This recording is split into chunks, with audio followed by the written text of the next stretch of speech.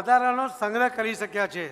તો આ જળ સંચયની જે વાત છે એ તો ઇન્ડસ્ટ્રીએ પોતે પણ કરવું જોઈએ છે.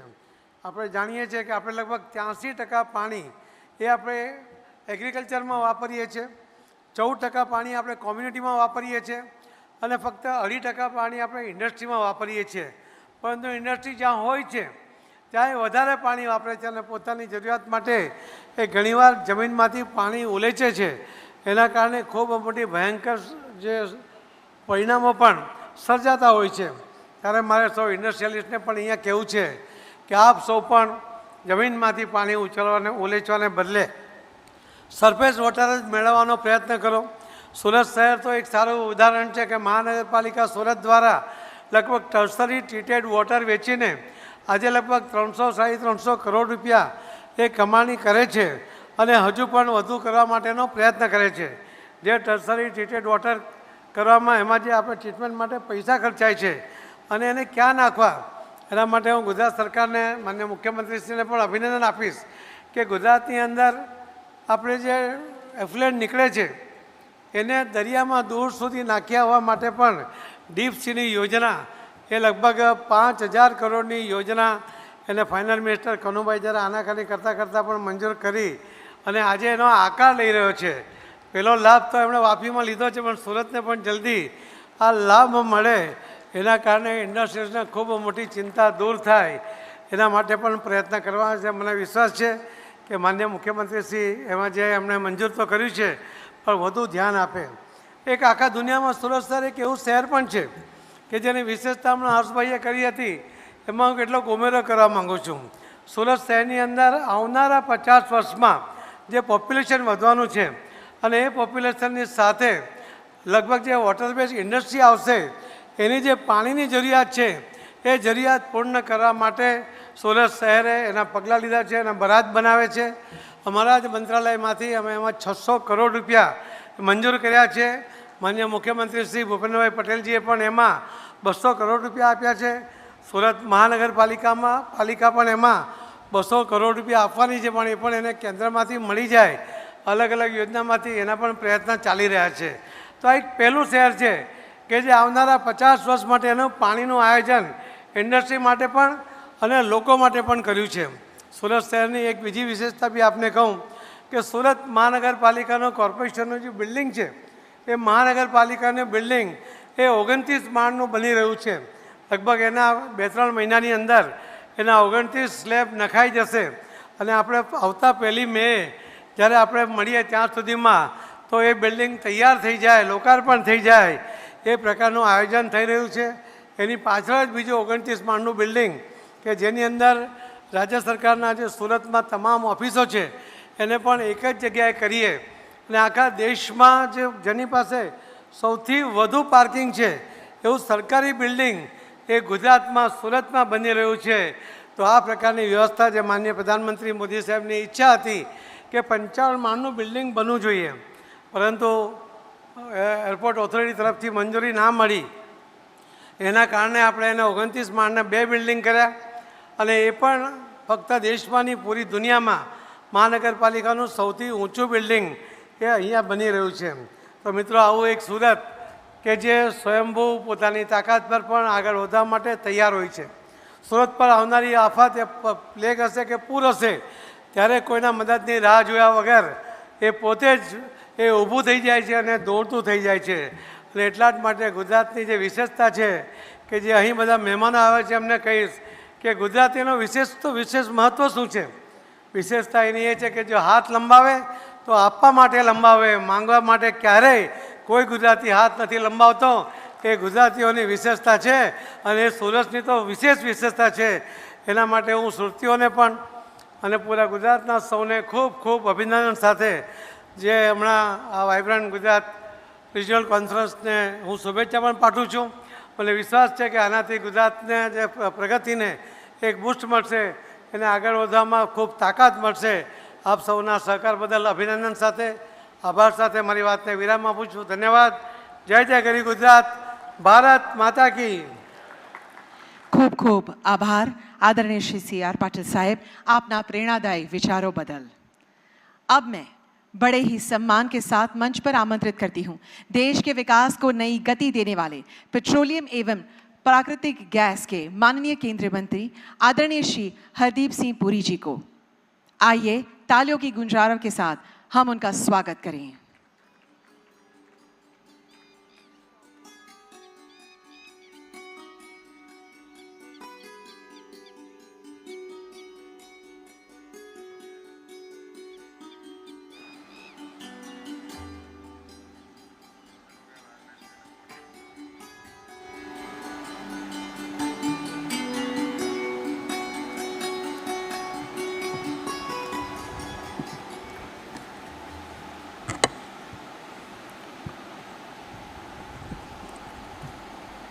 भारत माता की जय जय Gujarat. Shri Bhupendra Bhai Patel, Honorable Chief Minister of Gujarat, my colleague from the Cabinet, Shri C.R. Patel, Honorable Deputy Chief Minister, Shri Harsh Sanghvi ji, Excellencies, Ambassadors and High Commissioners of Japan, Singapore, Rwanda, Ukraine, captains of industry, friends from the government and business, ladies and gentlemen. At the outset, I must share with you my personal happiness to be here with you today as we celebrate Happy Gujarat Sthapna Divas. This state was constituted 66 years ago. Today we are meeting in South Gujarat, which is at the heart of India's industrial and entrepreneurial spirit, in a state that has become both the energy capital of India and the natural gas gateway of the country. The regional conference of Vibrant Gujarat has brought together a strong and serious gathering. National and international business leaders, governments and partner countries who see Gujarat not only as an investment destination, but as a working model for India's growth. Since this is also the first time that I am addressing a delegation of this nature and a meeting of this nature, since the present energy crisis began more than 60 days ago, I must share with you that during the last 60 days, I have been on a daily basis actively monitoring, along with my colleagues in the government and state governments, the supply situation for crude, LNG, LPG, petrol, diesel, and aviation fuel. The first responsibility in terms of the objectives set out by the Honorable Prime Minister, Shri Narendra Modi ji, was to keep India supplied. Let me be plain. When a global supply chain faces disruption of 20 to 30% on important routes and products, no country can be insulated from the shock. Freight costs rise, insurance costs rise, cargoes are delayed, and every important country is forced to make hard choices. Yet, 60 days into the disruption, India is standing strong. Under the leadership of the Prime Minister, India has not allowed Indian kitchens to run short. We have not revised retail petrol and diesel prices. We have not allowed panic to become policy. In many other markets, citizens have seen queues, emergency revisions, rationing concerns, curtailed retail hours, and odd even working hours. Two time frames need to be emphasized here: 4 years and 60 days. For last 4 years, despite volatility in global crude and product markets, Indian consumers have been shielded at the retail pump. For 60 days in this crisis, while crude import costs rose sharply and the region faced severe disruption, that shielding has continued.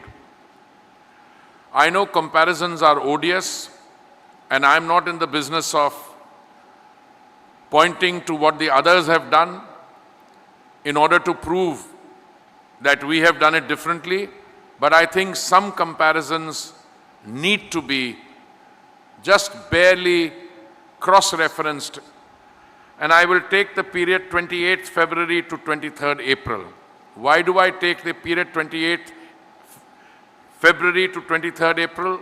Because 28th February is when the problems as a result of the military conflict and the closure of the Strait of Hormuz started.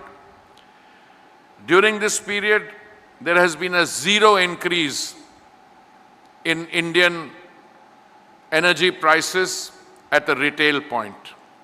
I know some people will point to commercial LPG, but that's not set by the government. As far as the government is concerned and the commitment to the consumer is concerned, zero increase. But that is not only in this last 60 days, also in the last 4 years. Many of our colleagues in the world's largest and most vibrant democratic system say that we have kept prices under control because we have an election. We've had many elections in the last 4 years. Yes, if the time comes, the government will take the decision. But the Prime Minister's commitment to the 33 crore, and for my friends in the diplomatic community, 33 crore is 330 million. 330 million households are supplied piped gas. Today is the 10th anniversary of the Ujjwala scheme. The Ujjwala scheme supplies beneficiaries 10 crore 55 lakhs. That would be more than 100 million beneficiaries. Also, let me point out that whilst we have done this, one country towards our west, I'm not going to name it, announced a petrol emergency revision on 2nd April. Petrol prices went up by 42.7% and diesel prices by 54.9%. In another country, in India's immediate neighborhood, petrol prices went up in 39.5%, diesel 66.9%. One country, first I named, is to our west, the other country slightly north. Another country, south, one of our smaller island neighbors, prices went up 35.8% of petrol, diesel 35.9%. Another country, slightly east, immediate neighborhood, petrol prices went up 16.4%, diesel prices 15%. Let me mention the United States. It is the world's largest economy. It is also, in many ways, a global leader. In the United States, diesel peak went up 58%. I'm not taking prices on the west coast of the United States or prices at the retail point in cities in which you are all familiar. They're all $4.36. United Kingdom, year on year, diesel prices gone up 26%, petrol prices 11%. Germany, another major powerhouse in Western Europe, fuel prices have gone up 19.8%. European Union overall, diesel prices 19.1%, petrol prices 10.6%. I could go on, ladies and gentlemen, but that's not the purpose. My purpose today is to say that you are here to deal and reaffirm your commitment in vibrant Gujarat. And I have always maintained, not in the last 9 years that I've been a part of Modi ji's team, but even earlier, if you want to do business, Gujarat is the right place. When I was a student in the university, people used to ask me, how do you understand Western capitalism? I used to say, understand the Protestant ethic and the rise of Western capitalism. You want to understand dynamic growth and capitalism in India, have a look at the Gujarati model, which is also not just a traditional model which makes your investment grow. Look at what they have done for the development of the state. I have been a visitor to Gujarat. I have been very fortunate. I have been coming here for many years, but every time I come, I find that the fruits of development, and I think I want to pay a compliment to the Honorable Chief Minister, Bhupendra Bhai Patel ji, my other colleagues in the Gujarat cabinet who are here. If I started naming all of them and their contribution, it would take a long time. But I compliment all of you. But what has happened during this energy crisis in India, it happened because the government absorbed the shock at the fiscal system level rather than passing it immediately on to the consumer's wallet. And because preparations made over the last 10 years, the decade came into play exactly when they were needed. What did we do? We diversified our sources. Crude sourcing has now expanded from 27 countries to 41. We started procuring LPG, that is cylinder gas, from US and Norway, Algeria, apart from the Middle East. India has moved with great speed. Orders were issued to maximize LPG yield at refineries, and we increased our domestic production by 60%, from 36,000 metric tons per day to 54,000 metric tons per day, out of a total daily consumption of 90,000, which also we brought down because we are shifting from LPG to LNG, that is piped gas, and also because we are incentivizing the movement to natural gas. Consumption has now gone down to 80,000 metric tons per day due to also partly the summer heat. Priority allocation in natural gas was regulated and product retained in Indian markets. Operation Urja Suraksha was a coordinated response across companies, ministries, state governments and international suppliers. Maximum vessels of India carrying LPG came out of the Hormuz. I also traveled to Doha on 9th and 10th April, where His Excellency Saad Sharida Al-Kabi reaffirmed Qatar's commitment as a reliable energy partner, as indeed have my other counterparts in several of the energy supplying countries. When crude prices moved up sharply, our oil marketing companies carried under recoveries that would normally have translated into a direct retail increase. Excise duty was cut. Export levies were used to keep Indian products in Indian markets. The consequences is visible. As of late April, petrol in Delhi remains at 94 rupees 77 paise per litre and diesel at 87.67 paise per litre. I know that some industrial and commercial users have faced difficulties, especially on commercial LPG. We had to prioritize the domestic consumer over the commercial and industrial consumer. Let me explain why. The sequence was unavoidable. Household kitchens came first, commercial and industrial LPG came after that under an allocation system. This is what kept the flame on in 33 crore Indian homes while still giving industry a transparent channel to raise genuine requirements. For commercial and industrial users, a 3-member committee of executive directors from Indian Oil, Bharat Petroleum and Hindustan Petroleum was constituted to review allocations to restaurants, hotels, industrial canteens and commercial users. State civil supplies departments and industry associations dealt with this committee directly. Today, commercial LPG is about 70% of pre-crisis levels, with priority to steel, automobiles, textiles, dyeing, chemicals and plastics, precisely the labor-intensive sectors that South Gujarat depends on. Morbi, which had access to LPG, propane and LPG as fuels faced challenges, but now the industry is back in full steam. In parallel, the government accelerated the structural shift to piped natural gas, PNG and CNG transport, which were held at full allocation throughout. Fertilizer was protected at high allocations. This brings me back to Gujarat. Gujarat operates 4 refineries at 101.9 million metric tons per annum, almost refining 40% of India's crude. It hosts 4 LNG terminals with 32.7 million metric tons per annum of capacity, the largest LNG receiving footprint in the country. It carries about 4,800 kilometers of main gas pipeline. Gujarat accounts for 26% of India's entire CGD consumption, about half of India's commercial PNG, and about a quarter of India's industrial PNG. On gas, Gujarat is at the center of India's energy story. India's ambition is to raise the share of natural gas in the primary energy mix. Gujarat is already there.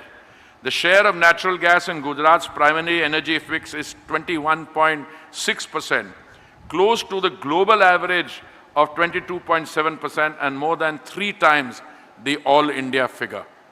We often hear that India is import dependent. Please, every time you listen to this, India is import dependent, I want to share a few basic facts with you. This is only half the story. India now produces 60% of the LPG requirement and about 50% of the natural gas requirements domestically. India is the world's 3rd largest refiner and the 5th largest exporter of petroleum products, shipping more than 60 million tons a year to global markets. So if I buy raw crude at this price and then process it and sell petroleum products with a markup of many percent, is it bad to be doing that or to be import dependent? Consider Belgian chocolates. The world calls them Belgian and pays a premium for them, yet Belgium does not grow a single cocoa bean.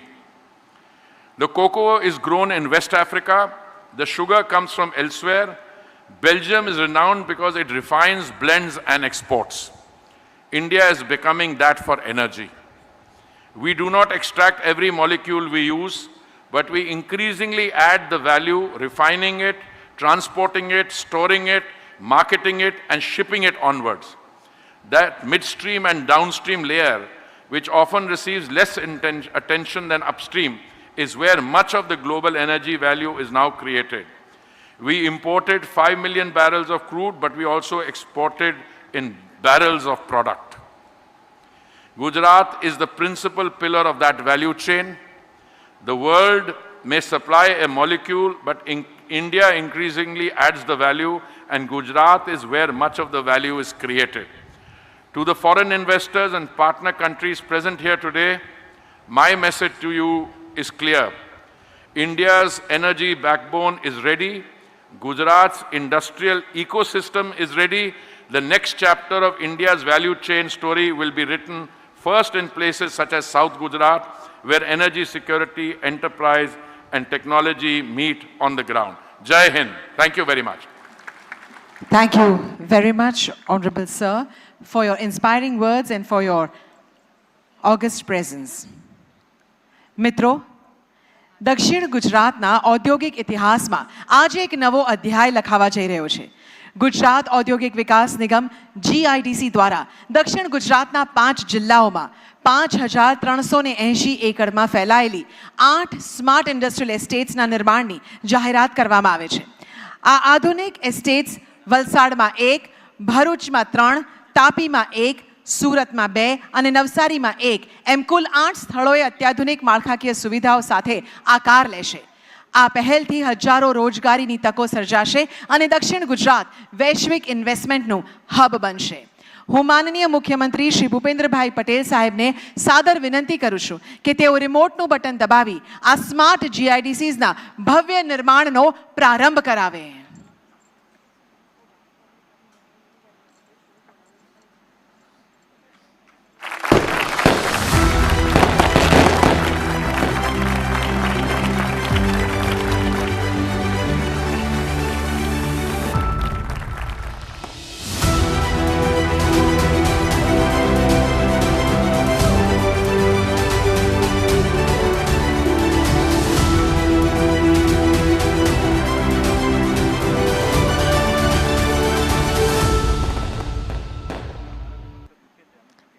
અભિનંદન, આભાર.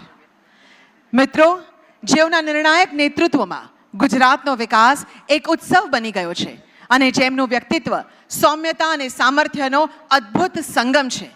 ગુજરાતના પાયાના પથ્થર બનીને કોઈ પણ પ્રકારના આડંબર વગર શાંતિથી પણ મજબૂતીથી રાજ્યના ભવિષ્યને કંડારનારા એવા આપણા આત્મીય જનનેતા માનનીય મુખ્યમંત્રી શ્રી ભૂપેન્દ્રભાઈ પટેલ સાહેબને આવો તાળીઓના નાદ સાથે મંચ પર આમંત્રિત કરીએ તેઓના માર્ગદર્શન માટે. ખૂબ ખૂબ સ્વાગત છે માન્ય મુખ્યમંત્રી સાહેબ.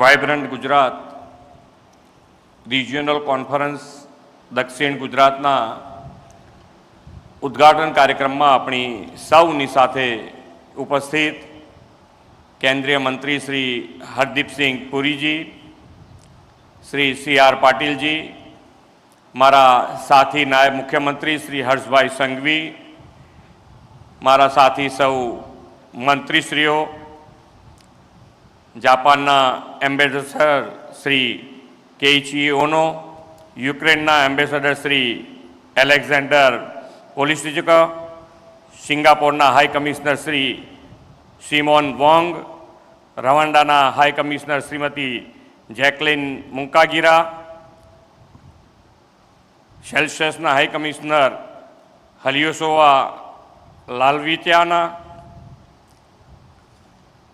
આમંત્રિત સૌ ઉદ્યોગપતિશ્રીઓ, પ્રેસ મીડિયાના મિત્રો, સૌને મારા નમસ્કાર. સૌને ગુજરાત સ્થાપના દિવસની ખૂબ ખૂબ શુભેચ્છાઓ પાઠવું છું. આજથી 6.5 દાયકા પહેલાં 1 મે 1960માં મુંબઈ રાજ્યમાંથી જ્યારે ગુજરાત અલગ રાજ્ય તરીકે અસ્તિત્વમાં આવ્યું ત્યારે એવું કહેવાતું કે રણ, દરિયો અને ડુંગર ધરાવતું આ રાજ્ય શું પ્રગતિ કરશે. પણ વિશ્વ નેતા અને યશસ્વી વડાપ્રધાન શ્રી નરેન્દ્રભાઈ મોદીના નેતૃત્વમાં એ જ ગુજરાત આજે સેમિકન્ડક્ટર મેન્યુફેક્ચરિંગ હબ સાથે દેશના વિકાસનું રોલ મોડેલ બન્યું છે. 1960થી 2001 સુધીના 4 દાયકામાં રાજ્યનો જે વિકાસ થયો હતો તે સૌની નજર સામે છે.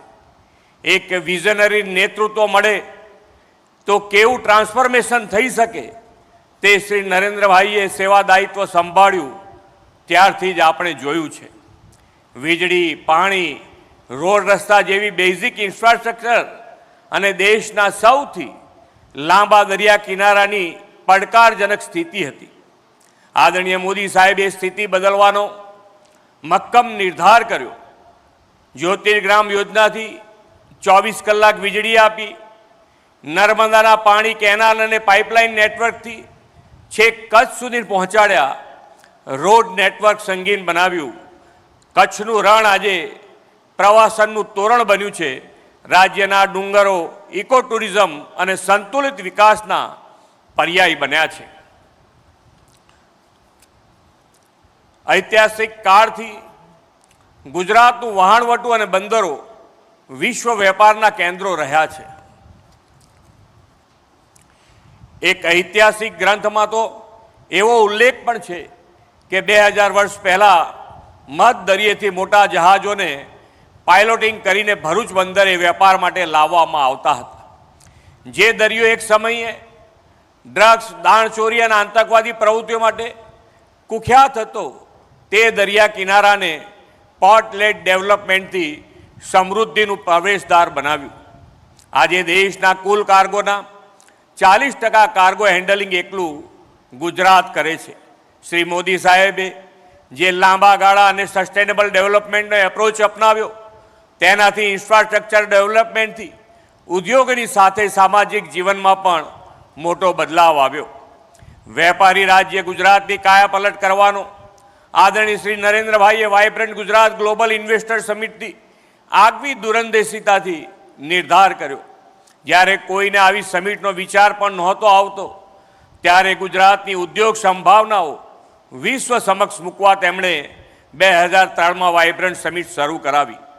વાઇબ્રન્ટ સમિટની ઉત્તરોત્તર જ્વલંત સફળતાથી ગુજરાત આજે એફડીઆઈ મેળવવામાં અગ્રેસર છે. પાછલા 24 વર્ષમાં ગુજરાતે $68.9 બિલિયન એફડીઆઈ મેળવ્યું છે. દેશના ઇન્ડસ્ટ્રીયલ આઉટપુટમાં ગુજરાત 18% ફાળો આપે છે. રાજ્ય સરકારની પોતાની ટેક્સની આવક 2001માં માત્ર 9,000 કરોડ હતી, તે આજે વધીને 1.55 લાખ કરોડ થઈ છે. વીજ ઉત્પાદન પણ 53,000 મેગાવોટ થયું છે અને દેશની રિન્યુએબલ એનર્જીમાં ગુજરાત 15% હિસ્સો આપે છે. એગ્રીકલ્ચર, મેન્યુફેક્ચરિંગ તેમજ સર્વિસ સેક્ટરમાં આ અઢી દાયકામાં ગુજરાતે ખૂબ મોટો જમ્પ લગાવ્યો છે. હવે તો સાણંદ ધોલેરા સેમિકન્ડક્ટર હબ બન્યો છે. અત્યાર સુધીમાં 2 સેમિકન્ડક્ટર પ્લાન્ટ કાર્યરત થઈ પણ ચૂક્યા છે. વાઇબ્રન્ટ ગુજરાત ઇન્વેસ્ટર સમિટ અને વડાપ્રધાનશ્રીના ડેવલપમેન્ટ વિઝનના પરિણામે ગુજરાત આજે દેશમાં સૌથી વધુ રોજગારી આપતું રાજ્ય બન્યું છે. ગુજરાતના ઇન્ડસ્ટ્રીયલ ડેવલપમેન્ટ સાથે એજ્યુકેશન, હેલ્થ, એગ્રીકલ્ચર, સર્વિસ સેક્ટરમાં પણ હોલિસ્ટિક ડેવલપમેન્ટથી દુનિયા આજે આખી પ્રભાવિત થઈ છે. વડાપ્રધાન શ્રી નરેન્દ્રભાઈ મોદીના નેતૃત્વ અને માર્ગદર્શનમાં થયેલા આવા સસ્ટેનેબલ ડેવલપમેન્ટને હવે આપણે તેમના જ માર્ગદર્શનમાં નવા આયામ પર લઈ જઈને વિશ્વ સાથે સ્પર્ધા કરવાની નેમ રાખી છે. આપણા દરેક જિલ્લા અને વિસ્તારની એક આગવી ક્ષમતા અને વિશેષ સ્ટ્રેન્થ છે. વડાપ્રધાનશ્રીએ કોઈ પણ વિસ્તાર વિકાસમાં પાછળ ન રહી જાય અને જિલ્લાઓની ક્ષમતાઓને વૈશ્વિક સ્તરે પ્લેટફોર્મ આપવા માટે વાઇબ્રન્ટ ગુજરાત રિજિયોનલ કોન્ફરન્સનો નવતર વિચાર આપણને આપ્યો છે. આવી રિજિયોનલ કોન્ફરન્સ ઉત્તર ગુજરાત અને સૌરાષ્ટ્ર કચ્છમાં સફળતાપૂર્વક યોજાઈ ગઈ છે અને 9 લાખ કરોડના 6800 જેટલા એમઓયુ પણ થયા છે. વોકલ ફોર લોકલ અને લોકલ ટુ ગ્લોબલને વેગ તેમજ સ્થાનિક ઉત્પાદનોને વિશ્વ બજાર મળ્યું છે. હવે આજે 3જી VGCR સુરતમાં ગુજરાત ગૌરવ દિવસે આયોજન એ અગત્યનું અને મહત્વનું સોપાન છે. દક્ષિણ ગુજરાતનો આ આખો પ્રદેશ તો વેપાર ઉદ્યોગમાં પાયોનિયર છે. ભરૂચ અને સુરત બંદર સદીઓથી પોર્ટ એન્ડ શિપિંગ ઇન્ડસ્ટ્રીઝના લીડર રહ્યા છે. જેમ્સ એન્ડ જ્વેલરી અને ટેક્સટાઇલ સેક્ટર તો સુરતના આર્થિક વિકાસની કરોડરજ્જુ છે. અંકલેશ્વર, ભરૂચ અને વાપી શરી ગામના ઇન્ડસ્ટ્રીયલ એરિયા તો કેમિકલ અને પેટ્રોકેમિકલ્સ ઉદ્યોગનું હોમ ગ્રાઉન્ડ છે અને દેશના કેમિકલ ઉદ્યોગમાં 33% હિસ્સો ગુજરાત ધરાવે છે. નવસારી અને વલસાડમાં ફાર્માસ્યુટિકલ્સ, કેમિકલ્સ અને બાગાયતી ક્ષેત્રમાં પણ સંકલિત વિકાસ માટે અપાર સંભાવનાઓ છે. નવસારી તો દેશના સૌથી મોટા ઉદ્યોગ જૂથના પ્રણેતા જમશેદ તાતાની જન્મભૂમિ છે. ડાંગ કુદરતી સુંદરતા અને ટ્રાઇબલ હેરિટેજ, ઇકો ટુરિઝમ અને પ્રાકૃતિક ખેત પેદાશોનું મુખ્ય કેન્દ્ર છે. આદરણીય શ્રી મોદી સાહેબની નેમ છે કે દક્ષિણ ગુજરાતનો આ ભવ્ય વારસો આવનારા સમયના ઉદ્યોગ સાથે કદમ મિલાવે અને સુરત દેશના આર્થિક ગતિવિધિનું મોટું કેન્દ્ર બને. આ માટે તેમની પ્રેરણાથી Surat dedicated freight corridor, railway corridor, national highway, Delhi Mumbai expressway, port, airport, bullet train, metro rail, outer ring road વગેરેને જોડીને એર, વોટર અને લેન્ડની કનેક્ટિવિટીથી ભારતનું મલ્ટી મોડલ ટ્રાન્સપોર્ટથી વેલ કનેક્ટ સિટી બની રહ્યું છે. આ VGRC સુરત અને તેની આસપાસના જિલ્લાઓને ગ્રોથ હબ બનાવીને વિકસિત ભારતના નિર્માણમાં ગુજરાતનું ચાલક બળ બનશે. 2047 સુધીમાં વિકસિત ભારતના નિર્માણના વડાપ્રધાનશ્રીએ આપેલા વિઝનને સાકાર કરવા માટે આપણે વિકસિત ગુજરાત 2047નો રોડ મેપ તૈયાર કર્યો છે. આ રોડ મેપમાં પણ આપણે વડાપ્રધાનશ્રીના સૌના સાથ, સૌના વિકાસના ધ્યેય સાથે દરેક સેક્ટર્સનું હિત, દરેક વ્યક્તિનું લિવિંગ વેલ અને અર્નિંગ વેલને સુધરે તેનું ધ્યાન રાખ્યું છે. લિવિંગ વેલ અંતર્ગત સૌને ઉત્તમ આરોગ્ય સેવા, ગુણવત્તાસભર શિક્ષણ, સ્વચ્છ પર્યાવરણ, સુરક્ષિત સમાજ અને આધુનિક સુવિધાઓ ઉપલબ્ધ કરાવવાની રાજ્ય સરકારની નેમ છે. આ રોડમેપમાં આપણે 2047નું ગુજરાત કેવું હશે તે માટે વિવિધ લક્ષ્યાંકો નિર્ધારિત કર્યા છે. દેશની નિકાસમાં ગુજરાતનો હિસ્સો 40% કરવાનો અને સેમિકન્ડક્ટર જેવા ઉદ્યોગ ઉપર ભાર મૂકવાનું લક્ષ્ય છે. અર્નિંગ વેલમાં ગુજરાતને સમૃદ્ધ અર્થતંત્ર તરીકે વિકસાવવાનું લક્ષ્ય રાખ્યું છે. EV, green hydrogen, semiconductor, AI જેવી ફ્યુચર ઇન્ડસ્ટ્રીઝ દ્વારા ઇન્વેસ્ટમેન્ટ અને એમ્પ્લોયમેન્ટ બંને વધારવાના છે. 2047ના વિકસિત ભારતના વડાપ્રધાનશ્રીના ધ્યેયને પાર પાડવા આપણે સર્વગ્રાહી વિકાસની દિશામાં આગળ વધી રહ્યા છીએ. દરેક જિલ્લો પોતાના આગવા પોટેન્શિયલ સાથે આ દિશામાં આગળ વધે તે માટે 6 રિજિયનલ ઇકોનોમી માસ્ટર પ્લાન તૈયાર કર્યા છે. આ બધા ઇકોનોમી રિજિયનમાં 20 જેટલા પ્રાયોરિટી સેક્ટર નક્કી કરીને 29 જેટલા મેગા પ્રોજેક્ટ અમલમાં મૂકવામાં આવશે. ઉત્તર ગુજરાતમાં automobile, dairy sector, food processing, life science જેવા સેક્ટરમાં વિશેષ સંભાવનાઓ રહેલી છે. એવી જ રીતે કચ્છમાં green hydrogen, mineral processing, tourism, transport and logistic જેવા સેક્ટર્સમાં પોટેન્શિયલ છે. સૌરાષ્ટ્રમાં સિરામિક, એન્જિનિયરિંગ ગુડ્સ અને ફૂડ પ્રોસેસિંગ, તો કોસ્ટલ રિજનમાં blue economy, renewable energy, agro પ્રોસેસિંગની તકો રહેલી છે. એવી જ રીતે મધ્ય ગુજરાતમાં એડવાન્સ મેન્યુફેક્ચરિંગ, ફાર્મા અને બાયોટેકનોલોજી, બાયોફ્યુઅલ, ડેરી અને ફ્રૂટ પ્રોસેસિંગ તેમજ ટુરિઝમમાં વિશાળ તકો રહેલી છે.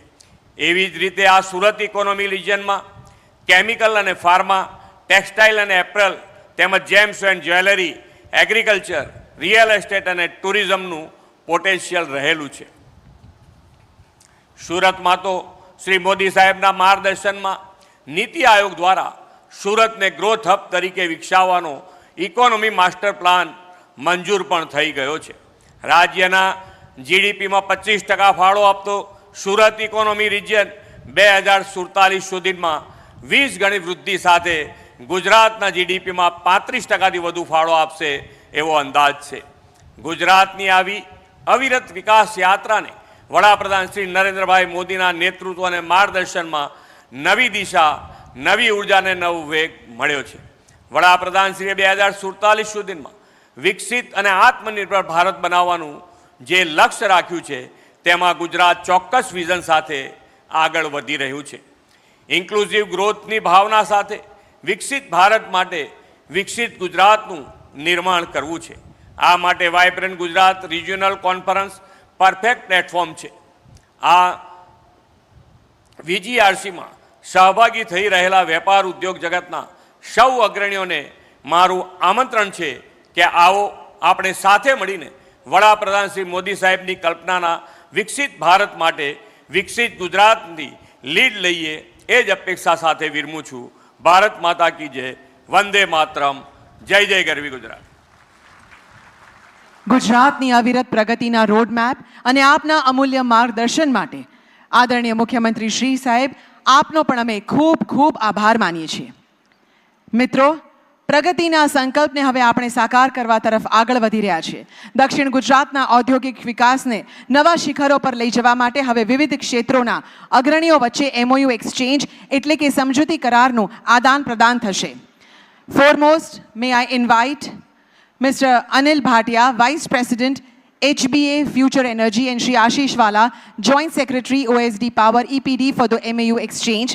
The project is proposed for production of 8 lakh tons of green hydrogen and green ammonia through floating ammonia production, storage and offloading. સૌને વિનંતી છે કે પોતાનું સ્થાન જાળવી રાખશો.